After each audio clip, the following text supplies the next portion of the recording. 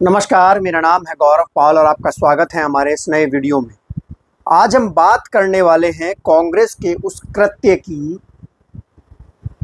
कांग्रेस की उस साजिश की जो लगातार वह आरक्षण के खिलाफ कर रही है। एक और तो राहुल गांधी जोर जोर से चिल्लाकर मंचों से आरक्षण और संविधान बचाने की दुहाई देते हैं, बदले में दलितों का वोट लेते हैं, और जब आरक्षण और संविधान बचाने की बारी आती है तो होठ सिल कर बैठ जाते हैं। जी हाँ दोस्तों, क्या है पूरा मामला, उस पर हम डिस्कस करेंगे। लेकिन उससे पहले आप लोगों से एक दरख्वास्त है कि चैनल को ज़्यादा से ज़्यादा संख्या में सब्सक्राइब करें, वीडियो को लाइक करें, वीडियो को शेयर करें। दोस्तों, अभी हाल ही में तेलंगाना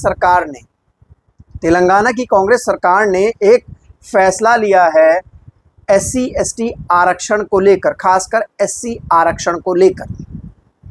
यह फैसला ऐसा है कि इस फैसले के बाद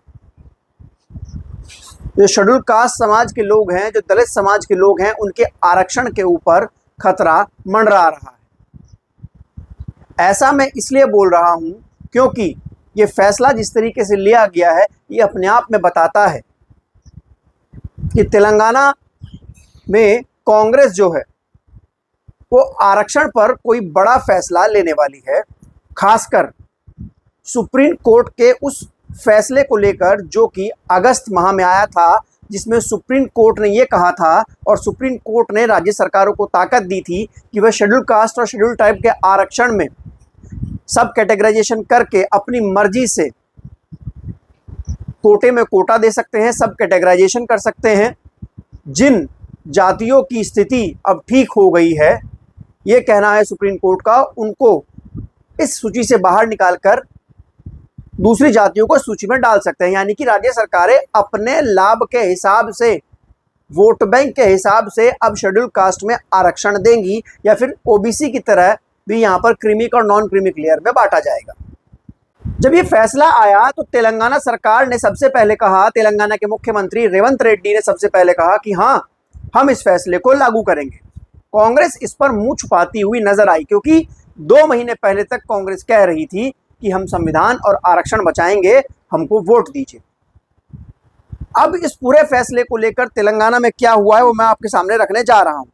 तेलंगाना में तेलंगाना सरकार ने, तेलंगाना के मुख्यमंत्री रेवंत रेड्डी ने शेड्यूल कास्ट में कैटेगराइजेशन करने के लिए कमेटी बनाने का निर्देश दिया है, और इसमें जो शेड्यूल कास्ट में ABCD में जो जातियां हैं उनको कैटेगराइज किया जाएगा, उनकी स्थिति को पढ़ा जाएगा कि किस जाति के लोगों के पास नौकरियां हैं और किस जाति के लोगों के पास नौकरियां नहीं हैं। इसको पढ़ा जाएगा और इसको लेकर वहां के जो इरिगेशन मिनिस्टर है N उत्तम कुमार रेड्डी, और उनकी अध्यक्षता में एक कमेटी बनाई गई है जो कि सुप्रीम कोर्ट के उस फैसले के बाद बनाई गई है, जो कि सब कैटेगराइजेशन को लेकर दिया गया था। मैं आपको बता दूं कि 30 सितंबर को इस पूरे फैसले को लेकर एक मीटिंग हुई। उसके बाद ये खबर आई और ये खबर कहीं ना कहीं मीडिया में दब गई। राहुल गांधी पूरे देश में दलितों के आरक्षण की बात करते हैं, दलितों को आरक्षण दिलाने की बात करते हैं। वो कहते हैं कि दलितों के ऊपर अत्याचार होता है, भले ही उनको नौकरियां क्यों ना मिल जाए, भले ही उनकी आर्थिक स्थिति क्यों ना सही हो जाए, लेकिन उनको जो शोषण है उसका सामना करना पड़ता है।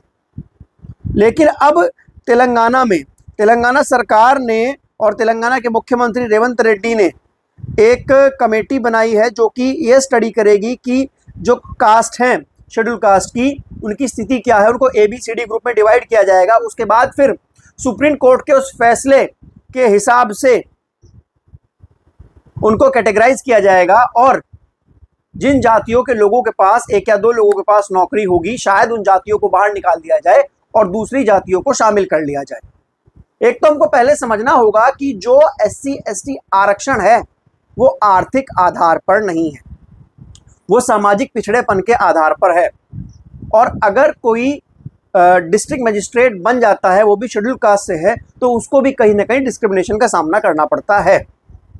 शेड्यूल कास्ट का कोई भी जो आरक्षण है उसका नाता आर्थिक स्थिति से नहीं है, उसका नाता सामाजिक पिछड़ेपन से है।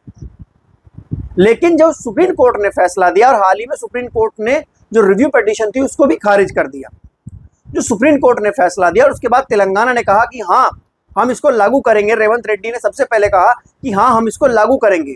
उन्होंने ये नहीं कहा कि हम जो SC ST आरक्षण है उसको और कारगरता से पहुंचाने के लिए काम करेंगे, और जो बैकलॉग में लाखों पद पड़े हैं, जो लाखों वैकेंसियां पड़ी हैं, उनको उनके इम्प्लीमेंटेशन के लिए, उनको भरने के लिए कोई कमेटी बनाएंगे। ये बात उन्होंने नहीं कही, लेकिन उन्होंने सुप्रीम कोर्ट का फैसला मानकर एकदम से जो सब कैटेगराइजेशन के लिए कमेटी बना दी, जिसमें ABCD जो है वो क्लासीफाई किया जाएंगे।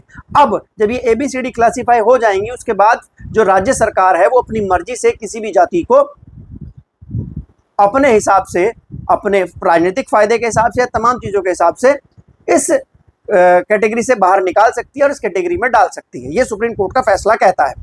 हालांकि कांग्रेस ने इसके ऊपर अपना रवैया जो है वो स्पष्ट नहीं किया। बसपा सुप्रीमो मायावती ने लगातार कांग्रेस को इस मुद्दे पर घेरा, लेकिन कांग्रेस ने अपना रवैया स्पष्ट नहीं किया।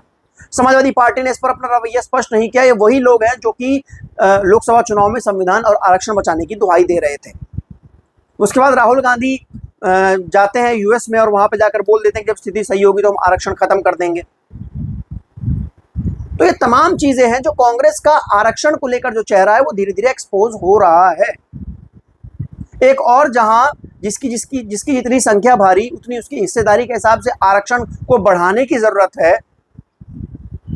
अब एक आदमी के नौकरी मिल जाने से उसकी पूरी जाति एम्पावर्ड नहीं हो जाती। हम एक आदमी की स्थिति से उसकी पूरी जाति की स्थिति को एम्पावर्ड नहीं कर सकते।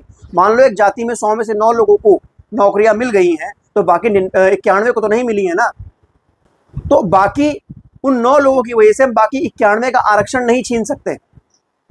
और क्या एजेंडा इस पर बनाया जाएगा, किस तरीके से इसमें शामिल किया जाएगा, बताया जाएगा, ये अपने आप में सोचने वाला है। और राहुल गांधी की सरकार, कांग्रेस की सरकार तेलंगाना में है, और वो राहुल गांधी जो बार बार आरक्षण को मुद्दा बनाकर 100 सीटें लोकसभा में जीते हैं, वो इस पूरे मामले पर चुप हैं। और उनकी पार्टी की सरकार, उनके मुख्यमंत्री, या फिर वही कह लीजिए तेलंगाना में जो शेड्यूल कास्ट है उसका आरक्षण छीनने की पूरी तैयारी जो है वो कर चुकी है। मैं आपको बताऊं, ऐसी एक रिपोर्ट जो थी वो यहाँ भी पेश हुई थी, हरियाणा में भी पेश हुई थी। चुनाव से पहले नायब सिंह सैनी ने एक ऐसी ही रिपोर्ट पेश की थी, और अब 2 महीने का समय दिया गया है, और रेवंत रेड्डी ने कहा है कि 2 महीने के भीतर भीतर ये सब कैटेगराइजेशन की रिपोर्ट पेश कर दी जाए। तो अब क्या समझ लिया जाए कि कांग्रेस जो है वो शेड्यूल कास्ट के आरक्षण में बदलाव कर रही है।